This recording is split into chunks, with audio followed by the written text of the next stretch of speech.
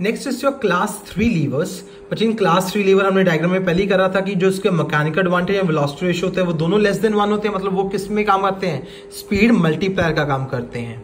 तो इसके एग्जांपल्स आपके sugar tongs, action of bicep muscle और forearm, fire tongs, foot treadle, knife, very important, spade, fishing rod and a short handle. और अच्छा, अब हमने क्या किया था, जब हमने क्लास फर्स्ट लीवर पढ़ा था उसमें वी हैव स्टडीड कि एक जो लॉन्ग हैंडल ओर है it is a lever of class first type, लेकिन अभी हमने पढ़ा है जो शॉर्ट हैंडल ओर है it is your example of lever of class third.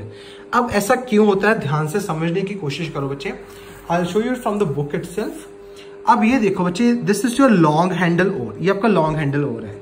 अब लॉन्ग हैंडल ओर में देखो ये एंड जो आप बोर्ड के जो साथ सपोर्ट करवाते हो इसको, यहां से आप इसको मूव करवाते हो, ये यहां पर आप लगा रहे हो एफर्ट, यहां से आप मूव करवा रहे हो तो ये आपको होगी आपकी एफर्ट, यहां से आप इसको सपोर्ट देते हो शिप के साथ लगा के तो ये होगी आपकी फलक्रम, और यहां से आप करते हो लोड मूवमेंट। तो इसका मतलब क्या हुआ, फलक्रम देखो मिडल में है, एफर्ट आपका और लोड साइड पे है, तो इसीलिए जो लॉन्ग हैंडल ओर होता है it is an example of class first lever. अब हमने पढ़ा था शॉर्ट हैंडल ओर का, तो शॉर्ट हैंडल ओर का बच्चे देखो, ये देखो राजे, अब हम इसको दोनों हाथ से ऐसे मूव करवाते हैं, तो यहां से हम पकड़ते हैं, यहां से हम एफर्ट लगाते हैं, जोर लगाते हैं, तो ये हो गया आपका फलक्रम, ये यहां से आप एफर्ट लगा रहे हो, दिस इज योर एफर्ट, और ये हो गया आपका लोड। अब देखो एफर्ट मिडल में है, फलक्रम और लोड साइड में है, तो इसीलिए जो शॉर्ट हैंडल ओर होता है that is your example of class third lever. उसके बाद बच्चे आपके 3 चीजें और हैं, examples of each class of lever as found in human body. Human body में तो रिमेंबर जो आपका हेड होता है, नॉडिंग ऑफ हेड, उसमें क्लास फर्स्ट लीवर है। जो आपका टो होता है, ठीक है, टोस वगैरह, इसमें आपका क्लास 2 लीवर है, this is your class 2 lever. और क्लास थर्ड होता है आपका बाइसेप मसल का।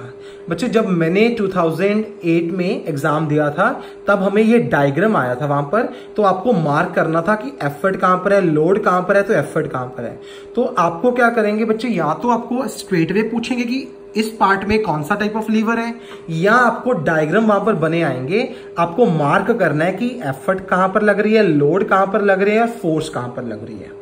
Is it clear? और बच्चे जितने भी हमने पहले भी एग्जांपल्स करे हैं, क्लास फर्स्ट, क्लास 2, क्लास 3, उसमें आपको 2 तरह से क्वेश्चन आ सकते हैं। या तो पूछेंगे कि ये वाली चीज जो है वो किस टाइप ऑफ लीवर की है, इस तरह से, या आपको ड्रॉ करने को बोलेंगे और फिर उसी पे कहेंगे मार्क भी करो, खुद ही ड्रॉ करो, खुद ही मार्क करो कि लोड कहां पर है, फलक्रम कहां पर है, एफर्ट कहां पर है। या थर्ड टाइप जैसे 2019 में आया था, वहां पर क्लॉ हैमर ड्रॉ हुआ आया था, आपको कहा गया था कि आपको बताना है कि वो कौन से टाइप ऑफ लीवर का है, और फिर इसका लोड कहां पर है, फलक्रम कहां पर है, एफर्ट कहां पर है, ये आपको मार्क करना था। आई शो यू ऑल्सो बच्चे, एक्सरसाइज में भी कुछ इसके क्वेश्चंस हैं। फॉर एग्जाम्पल स्पेस ही है बच्चे, दिस वन, ठीक है, ये आपको लेमन क्रशर का दिया, आपको मार्क करना है इसका एल कहां पर है, ई कहां पर है, एफर्ट कहां पर है, फिर आपको बताना है कि ये कौन सा क्लास ऑफ लीवर है। सेम वे इस केस में भी, सेम वे ये बाइसेप मसल का भी आ गया, तो आपको यहां पर बताना है कि इसका लोड कहां पर है, एफर्ट कहां पर है, फलक्रम कहां पर है। तो इस तरह से क्वेश्चंस भी आ सकते हैं, या आपको खुद ही ड्रॉ करने को बोलेंगे, और ऐसा कोई question, draw label sketch, draw the diagrams to illustrate the position of fulcrum, load and effort in each of the following। तो आपको यहाँ पर वहां पर ड्रॉ भी करना आ सकता है और खुद ही मार्क करना होगा कि इसका लोड, एफर्ट, फलक्रम कहां पर है। या आपको इस तरह से एग्जांपल्स दिए होंगे, आपको बताना है कि कौन सा क्लास फर्स्ट का है, कौन सा क्लास 2 का है, कौन सा क्लास 3 का है। तो इस तरह से भी आपको टॉपिक्स आ सकते हैं इसके। Next we are going to start with exercise B, that is pulley. ना रिमेंबर बच्चे, पुली 2 तरह से होती है, एक होती है आपकी सिंगल फिक्स्ड पुली, एक होती है आपकी सिंगल मूवेबल पुली।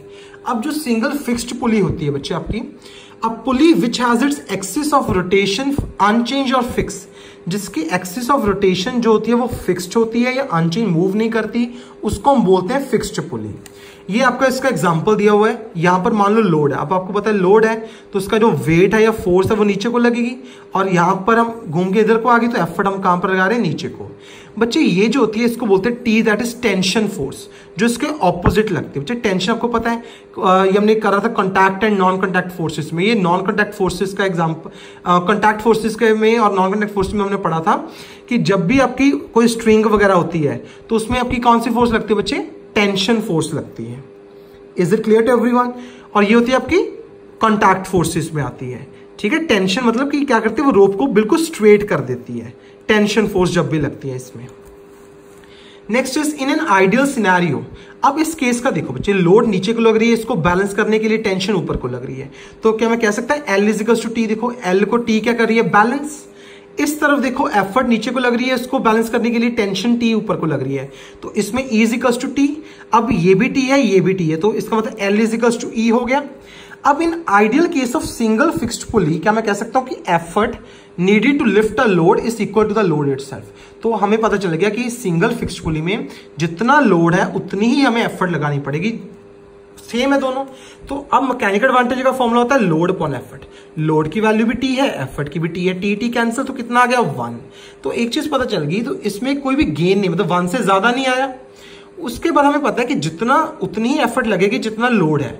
तो अगर मान लो एफर्ट हमने डिस्प्लेसमेंट ऑफ एफर्ट डी करवाई है, मतलब डी एफर्ट से डी एफर्ट जो है वो डी मूव करिए नीचे को, तो उतना ही डिस्प्लेसमेंट लोड में भी ऊपर को आएगा।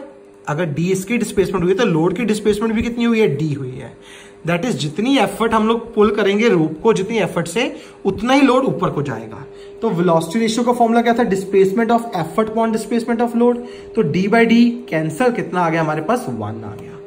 तो अब हमें क्या मिल गया कि एफिशिएंसी हमारी ईटा, उसका फॉर्मूला होता है mechanical advantage upon velocity ratio, वो भी 1 आया, वो भी 1 आया, तो आंसर कितना आ गया 1 या 100%। लेकिन हमें पता है कि रियलिटी में एफिशिएंसी 100% नहीं होती। किन कारणों की वजह से? क्योंकि या तो उसमें क्या होता है बच्चे, आपका मास ऑफ द स्ट्रिंग आ जाता है, या एक्सेल में जो फ्रिक्शन आता है वो चीज की वजह से नहीं एफिशिएंसी होती।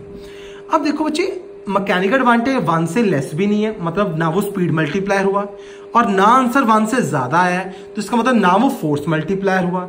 तो फिर भी हम इसको क्यों यूज करते हैं? तो रिमेंबर, क्योंकि एफर्ट को हमें कन्वीनियंट डायरेक्शन में लगाना पड़ेगा, और अगर हम उसको रोप को एफर्ट को ऊपर को लगाएंगे, जैसे इसको ऊपर को पुल करेंगे बकेट को पानी से, तो वो डिफिकल्ट होगा। तो इसीलिए हम लोग अगर नीचे को एफर्ट लगाएंगे तो वो इजी रहेगा हमारे लिए। तो इसका मतलब फायदा क्या है, ना तो ये फोर्स मल्टीप्लायर का काम करता है सिंगल फिक्स्ड पुली, ना आपका ये स्पीड मल्टीप्लायर का काम करता है। इसका सिर्फ काम क्या है कि ये एफर्ट को एक कन्वीनियंट डायरेक्शन में क्या करता है, अप्लाई करता है। इसका सिर्फ इतना काम है।